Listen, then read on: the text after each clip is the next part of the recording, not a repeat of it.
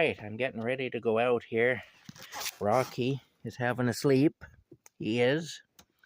Or he was anyway. One thing I'm going to tell you, these pocket warming things here. These here, you take them out of the wrapper and you shake them and they get hot. These big ones here really hold their heat. They continue to produce. This thing right here is still hot. I just pulled it out of my pocket. It was in my pocket all night and it's still hot. This is a hot hands thing. But see, it's a big one. It's not the small little ones that are half this size. It's a big one. So my advice to anybody buying these things is, if you want heat over an extended period of time, buy the bigger ones. This is still putting out a lot of heat. It is. The small ones would be ice cold by now. I've used the small ones, and the small ones would be ice cold. They're always ice cold by morning. So, yeah, these big ones here, they do the job anyway. They're really good. But, yeah, see? The hot hands here, the super warmer value pack here. Yeah. You get 10 of them in a pack. You get more of the small ones in a pack, but like I say, you use more too because they don't last as long. So that's a little tip for anybody buying those things anyway. Especially if you want long-lasting heat. If you only need heat for say 2, 3, 4 hours, the small ones are fine. But if you want heat that lasts for like 8 or 10 hours, the big ones are the ones to get. Anyway, on another topic though, I was just thinking of this, and it's a little bit of an off-color topic, but I'm going to tell the story anyway. When years ago I had a friend who used to take in boarders, and anyway, she had this boarder living at her house, and I stopped in for a visit. The guy was a carpenter, and he used to go around, doing carpentry work at people's houses. He'd build you a deck or build a room onto your house or whatever it was you needed. Anyway, of course, a lot of the time, he would be alone in the house with the housewife because the man of the house would be at work. Anyway, he was sitting there and he was bragging about all the housewives he had bedded. And of course, he was making it sound like it was every second time that he'd go on a job, he'd end up having sex with the lady of the house. Which was probably an exaggeration. Now, I know people that have worked in those kinds of jobs, and I know that it does occasionally happen. In fact, one of my best friends sold vacuum cleaners door to door for years and years, and he could tell some stories. And, but, it wasn't every second place he went, though.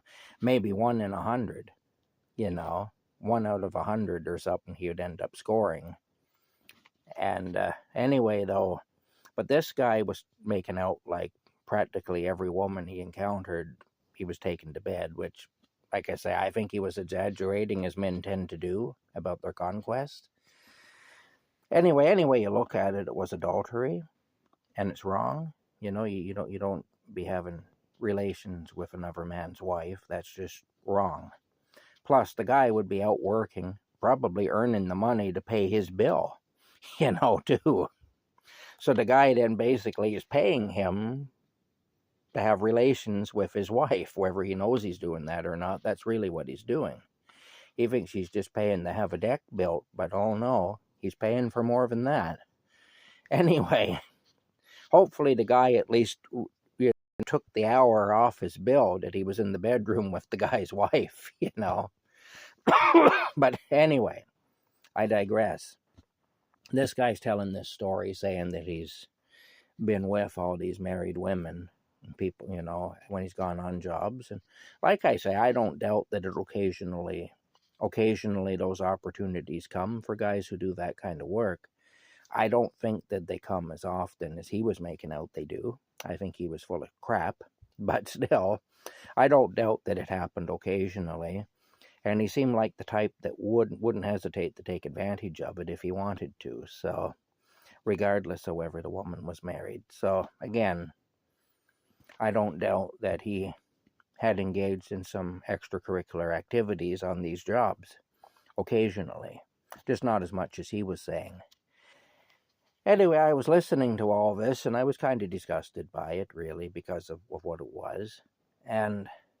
But a thought came into my mind, and I made this one-liner, and it was a total flop because, when you're talking to people, if they don't know the reference, they're not going to get the joke. But I'll give you a little background. In the pornographic film industry, when a man gets an erection, that's called getting wood. That's what it's called. It's called getting wood. And anyway, so the man, he gets an erection, he gets wood. Now, you got to bear in mind that the conditions those guys are, working, I guess you could say, under, aren't normal. They're meeting some woman, they've never met her before. They're meeting her for the first time, and within an hour, they're doing all this intimate stuff with her. And not only that, but they're doing it with cameras and lights and a crew, and the guy in there saying, okay, now do this, okay, now stop doing that and do this other thing, and so on. So I mean, it's like, it's not normal.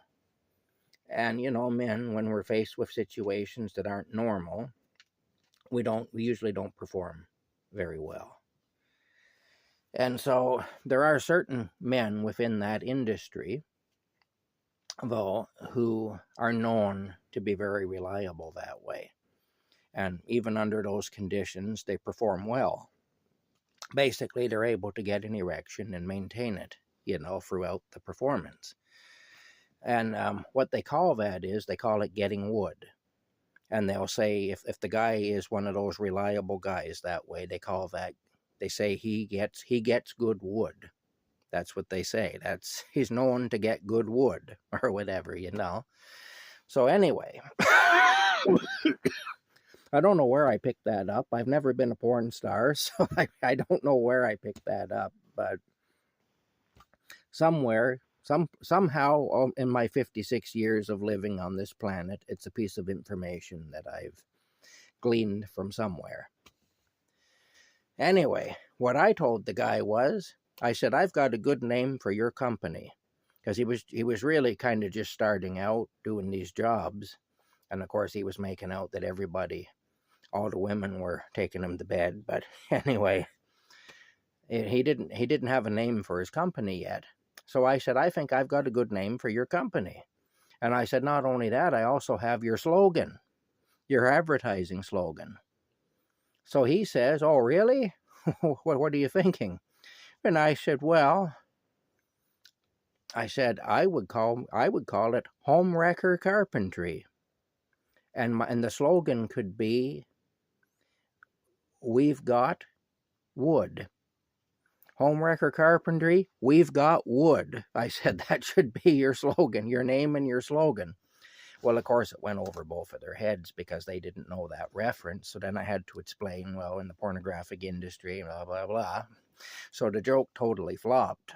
But anyway, yeah. But I don't know what became of that guy. He stayed there for a while and then he moved on. This friend that I had was kind of batshit crazy. She was one of the women that I talk about that was just completely out of her head. And she would drive people away. She had a group of Japanese exchange students there one time. They were high school students. They were Japanese exchange students. And they literally ran from that house at 2 o'clock in the morning.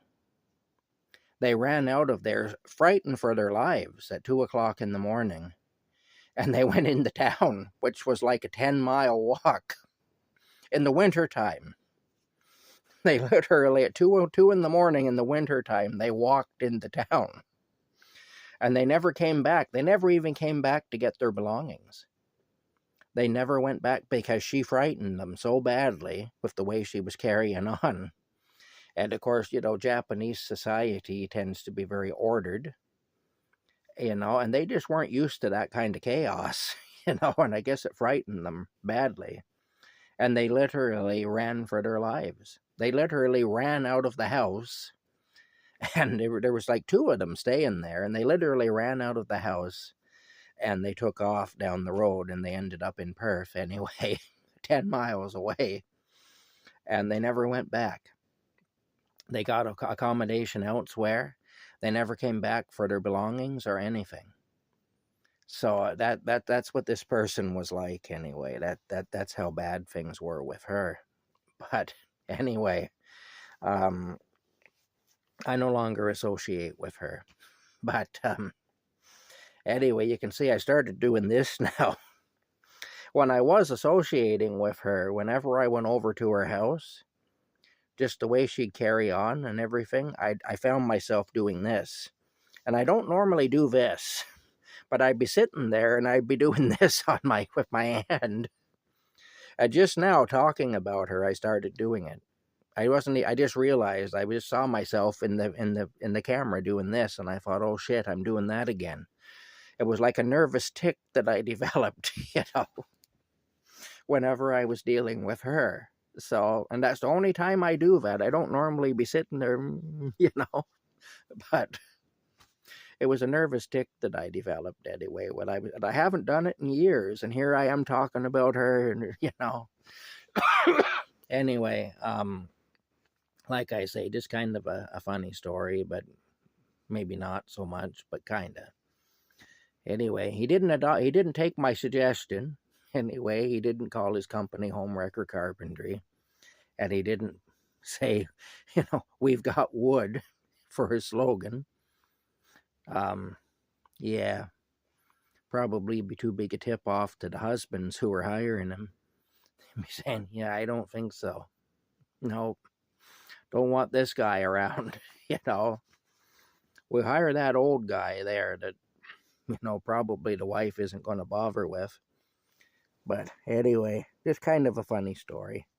That's one of the many things that I experienced in a long life of experiencing stupid things and silly things and, things that I probably shouldn't have experienced. That's all. Anyway, yeah, I'll tell you this, though. There's a lot of men who tell a lot of stories about a lot of things that didn't happen. There really is. And I've met a lot of them over the years that like to brag about that they betted this one and they betted that one, and it never happened, Anyway, that's it for now. We'll talk to you later.